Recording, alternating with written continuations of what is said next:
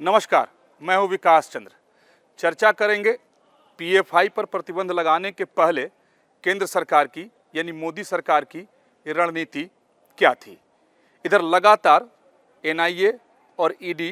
ने छापेमारी की अलग अलग ठिकानों पर पीएफआई के, और पीएफआई से जुड़े हुए तमाम संगठनों पर, उससे जुड़े हुए लोगों के ठिकानों पर भी छापेमारी की, और पुख्ता सबूत मिलने के बाद केंद्र सरकार ने 5 साल के लिए पीएफआई पर प्रतिबंध लगा दिया। लेकिन प्रतिबंध लगाने के पहले एनआईए और ईडी और राज्य की पुलिस की छापेमारी तो चल रही थी, लेकिन केंद्र सरकार कुछ अलग तरह की रणनीति लेकर चल रही थी। 22 तारीख को जब एनआईए, ईडी और राज्य की पुलिस अलग अलग ठिकानों पर छापेमारी कर रही थी, तो उसके पहले यानी 17 सितंबर को राष्ट्रीय सुरक्षा सलाहकार अजीत डोभाल ने देश के प्रमुख मुस्लिम संगठनों के नेताओं से, खास तौर पर देवबंदी या फिर बरेलवी अलग अलग सूफी संगठनों के नेताओं से, मुस्लिम धर्मगुरुओं से विचार विमर्श किया, यानी उनको विश्वास में लेने की कोशिश की कि इस तरीके के कदम अगर केंद्र सरकार उठाती है तो उनकी क्या प्रतिक्रिया होगी। उन्हें समझाने की अजीत डोभाल ने कोशिश की और उन्हें बताया कि पीएफआई किस तरीके से खतरनाक है, आतंकी गतिविधि में वो जुड़ा हुआ है और आगे भी आतंकी गतिविधि वो चलाने की तैयारी कर रहा है और कोशिश कर रहा है, और एक नहीं कई संगठनों को वो साथ लेकर चल रहा है। यानी 17 सितंबर को राष्ट्रीय सुरक्षा सलाहकार अजीत डोभाल ने अलग अलग मुस्लिम संगठनों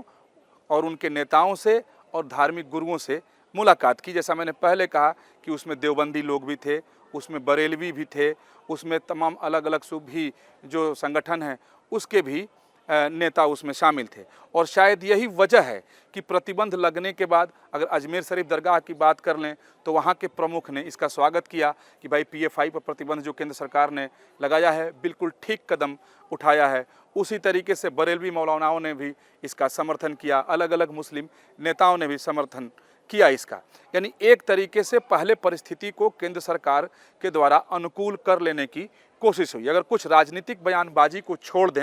यानी कुछ राजनीतिक दलों की बातों को अगर छोड़ दें, तो पहले ये कयास लगाए जा रहे थे कि अगर पीएफआई पर केंद्र सरकार के द्वारा प्रतिबंध लगाया जाता है तो इस पर राजनीतिक सरगर्मी तेज हो जाएगी, राजनीतिक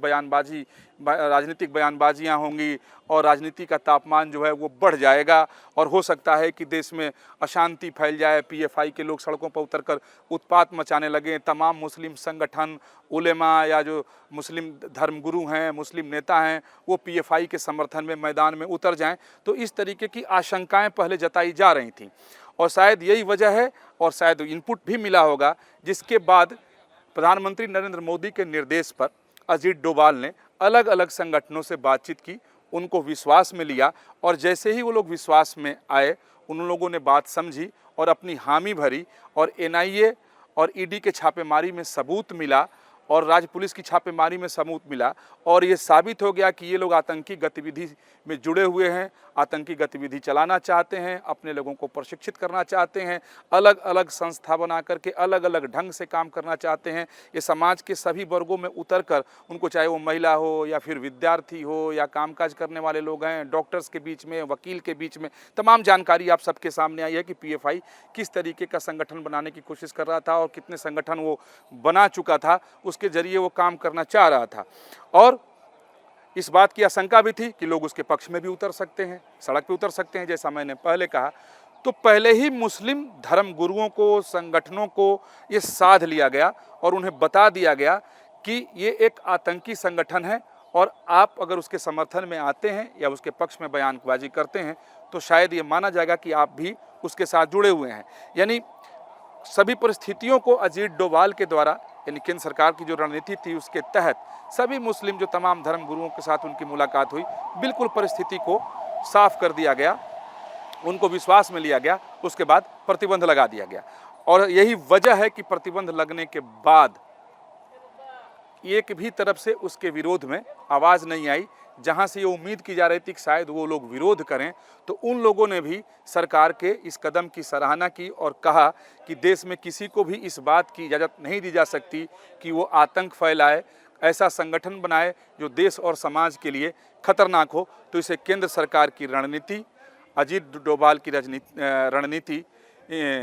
ही मानेंगे, और उस रणनीति को सफल होना मानेंगे कि जिसके बाद कोई भी पीएफआई के समर्थन में उतरता हुआ दिखाई नहीं दिया। उल्टे तमाम मुस्लिम धर्म गुरुओं ने, अलग अलग संगठनों ने, चाहे वो देवबंदी हों, बरेलवी हों और सूफी संगठन के लोग हों, उन लोगों ने सरकार के कदम का समर्थन ही किया। यानी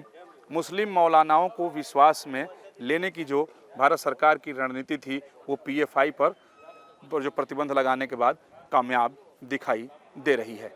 वीडियो सुभाष चंद्र के साथ विकास चंद्र, न्यूज नेशन, अहमदाबाद।